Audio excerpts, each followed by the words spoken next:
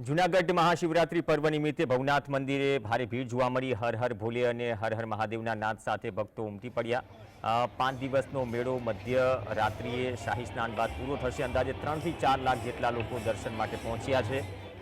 ભવનાથ ક્ષેત્રમાં નાગા સાધુઓના દર્શનનો ભક્તો લાવો લે છે। ભજન ભક્તિ અને ભાવના સાથેના મેળામાં લોકો સ્વયંભૂ ઉમટે છે। તો મહાશિવરાત્રીનો પર્વ છે અને મહાશિવરાત્રીના દિવસે ભવનાથમાં જે મેળો જામતો હોય છે, દૂર દૂરથી ભાવિક ભક્તો અહીંયા આવે છે, સાધુ સંતો આવે છે, નાગા સાધુઓ પણ અહીંયા આવીને ભસ્મનું વસ્ત્ર ધારણ કરીને, ગળામાં રુદ્રાક્ષ ધારણ કરીને અહીંયા ડેરો જમાવી દે છે। બસ આ ક્ષણની રાહ જોવે છે કે ક્યારે રવેડી નીકળશે, રવેડીના દર્શન થશે અને રવેડીમાં પણ નાગા સાધુ સંતો પણ અહીંયા મૃગી કુંડમાં સ્નાન કરતા હોય છે। આપણી સાથે મહારાજ છે, તેમની પાસેથી આપણે જાણીએ કે મૃગી कुंडનું महत्व શું છે, એ जड़ કેટલું પવિત્ર છે। महाराज जी, मृगी कुंड कितना पवित्र है, उसका जल कितना पवित्र है? ऐसा है, मृगी कुंड जो है प्राचीन काल की परंपरा है बहन। अब मृगी कुंड को माना जाता है कि स्वयं भगवान शंकर के लिए समस्त नदियां जो हैं अपने रूप में प्रकट हुए। जैसे आपने बाण गंगा देखा कि अर्जुन को सत्ता पड़ा भीष्मितामा को, तो गंगा माई स्वयं प्रकट हुई। एक बहाना हुआ, क्योंकि जब कहा गंगा माई आई थी और भीष्मितामा से कहा पुत्र अब तुम जा सकता है, बोले माता मेरा कुछ समय बाकी है, अब मेरे को तो तेरा जल चाहिए।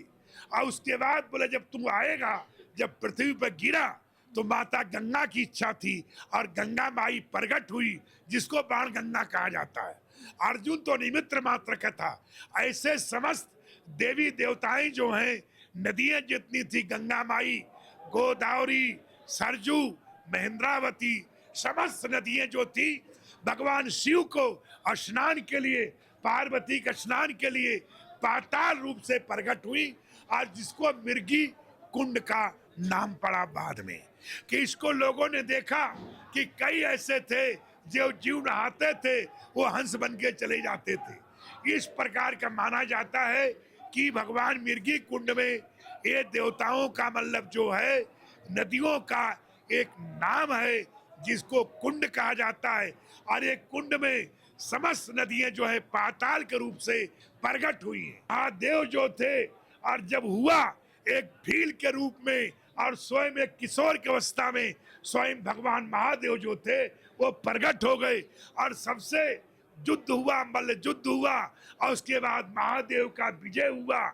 और जे वही शादी के बाद मत्था टिकाने ले गए तो कार्तिक भगवान जो कुमार स्वामी थे, जो एक आदि रूप में महात्मा थे, गुरु थे, आदिवासियों के गुरु थे, और जब वही नमस्कार किया वो डिकरी डिकरा तो कार्तिक भगवान की जब दृष्टि पड़ी, उन्होंने जब वही दिव्य दृष्टि को देखा कि मेरे माता पिता हैं, उनके चरणों में गिर गए। कार्तिक भगवान के चरणों में गिरने के कारण भगवान शंकर को असली रूप में आना पड़ा।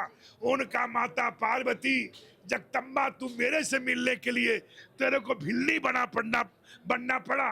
और उसके बाद नमस्कार किया। उसके बाद भावनाथ के रूप से माना जाता है कि ज्योतिर्लिंग में भगवान शंकर और पार्वती ने यही मृगी कुंड में स्नान करने के बाद पाताल लोक चले गए, जिसको भावनाथ कहते हैं बहन। इसलिए यहाँ समस्त भावनाएं पूरी होती हैं जो भी गिरनार में आता है। इसलिए समझिए ऋषिदेव, पारसनाथ, आदिनाथ, अनेक प्रकार की सभी लोग सिद्धि प्राप्त करने के लिए गिरनार पर्वत पे भाई बहन पार्वती के भाई के पहाड़ पर लोग आसन प्राप्त करते हैं। भगवान दत्तात्रेय तीर्थदेव ने भी अपना यहाँ कुंडली मारे हुए पद्म आसन पे बैठे हुए अनेक सिद्ध महापुरुष रहते हैं बहन।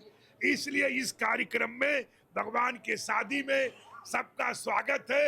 सब लोग शामिल हो, सबकी मनोकामना पूरी हो। इस प्रकार भगवान भावनाथ के हमें सिर्फ मैं चाहता हूँ, क्योंकि आप सब लोग हमसे 1000 गुना ज्यादा महादेव के प्रिय हैं, हमसे 1000 गुना ज्यादा आपको महादेव चाहते हैं। अगर मैं प्रार्थना करता हूँ कि जो भी महादेव हो, सबकी जो लोग भी कार्यक्रम में आए आपके, सब लोग स्वस्थ रहें, प्रसन्नचित रहें, आनंद रहें, सबकी समस्त मनोकामना पूरी हो। जय भावनाथ, जय मृगी कुंड, जय महादेव। બિલકુલ. તો મહાદેવ સત્ય છે, સુંદર છે, એમનાથી વિશેષ સુંદર બીજું કોણ હોઈ શકે? અને એટલા માટે જ્યારે મહાદેવ ભસ્મ લગાવે છે, ભસ્મ તેમને પ્રિય છે, એટલે આ ભસ્મ તેમને ખૂબ જ પ્રિય છે, ને આ જ ભસ્મ લગાડીને નાગા સાધુઓ પણ અહીંયા બિરાજમાન થાય છે, ને નાગા સાધુ સંતોનું પણ કંઈક આ જ ભગવાન પ્રત્યેની એમની ભક્તિ હોય છે, જે આ રીતે તે પ્રગટ કરતા હોય છે મહાદેવ સમક્ષ. કેમેરામેન મિત ભટ્ટ સાથે હિના પંચાલ, GSTV.